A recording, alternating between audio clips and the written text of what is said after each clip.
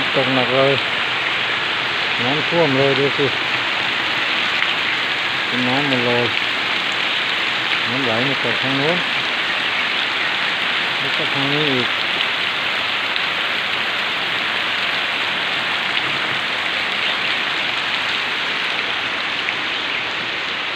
ฝนตกหนักมากแต่ไม่มีลมนะตกอย่างสวยงามเลยทีเดียว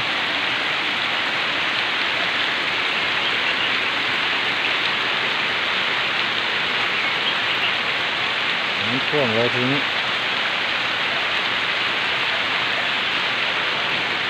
นี่ก็ฝนไปฝนอีกต่างหากโอ้ยเนาะเราจะรุนแรงขนาดนี้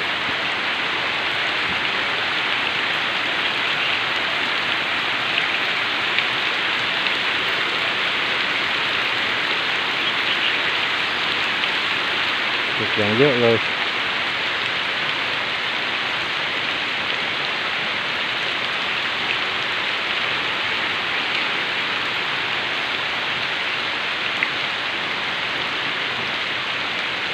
เดี๋ยวน้ำก็คงเต็มพื้นบ้านพื้นใต้ถุนบ้าน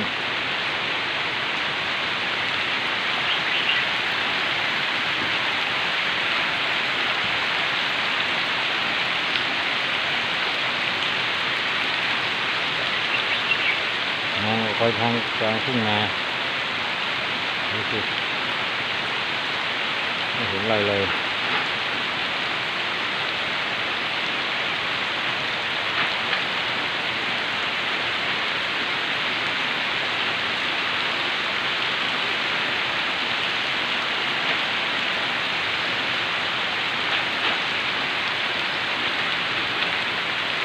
จะมืด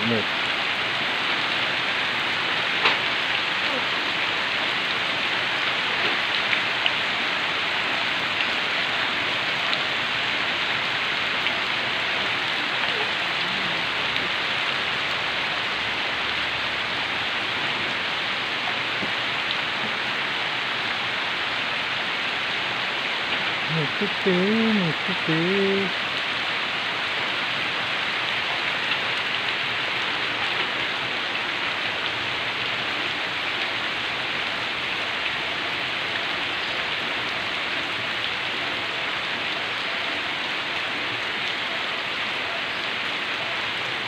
ไม่ถุนมันต่ำนะมันต่ำกว่าข้างนอกน้ำมันเลยไหลเข้าเลย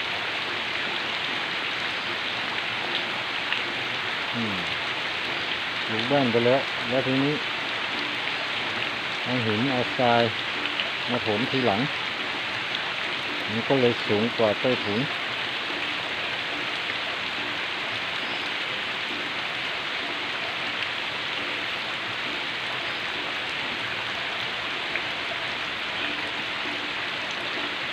ตกแบบนี้เงียบเลยไม่มีลมไม่มีอะไรเลยฟ้าก็ไม่ร้องด้วยโอ้ตกแบบนี้เข้าท่าจะได้มีน้ำเยอะๆเลือกสวนไร่นาจะได้มีน้ำก็พี่น้องเกษตรกรก็จะได้มีน้ำใส่พืชไร่นะ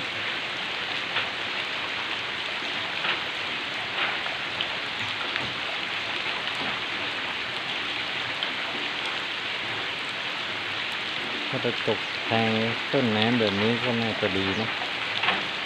จะได้มีน้ำห้วยน้ำคลองไหลมาพี่น้องชาวไร่ชาวสวนทำมาจะได้มีน้ำอันนี้มาตกแถวบ้านมันก็จะไหลลงไปทางใต้หมด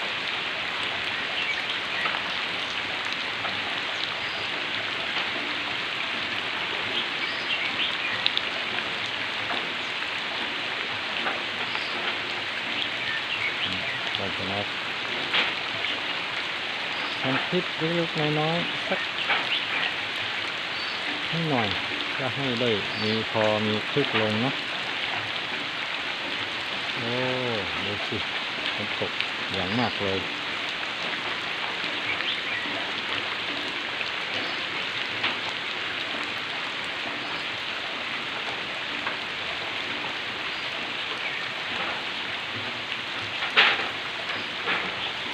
ไหลออกไปไม่ทันเลย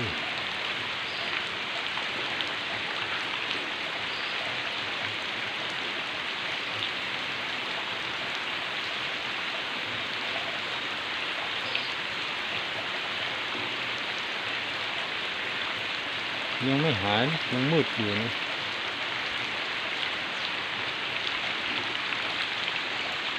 เอาแล้วนะพอแค่นี้กันนะสำหรับคลิปนี้น้ำก็ยังไหลลงมาไม่ส่างเลยนะ ดูสิเยอะมากน้ำ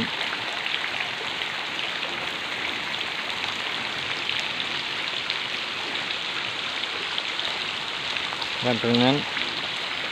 แล้วก็ที่ตรงนี้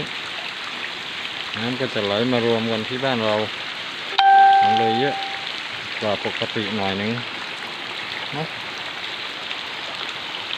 สำหรับคลิปนี้ก็เอาไว้แค่นี้ก่อนนะครับนะเดี๋ยวไว้เจอกันในคลิปต่อๆไป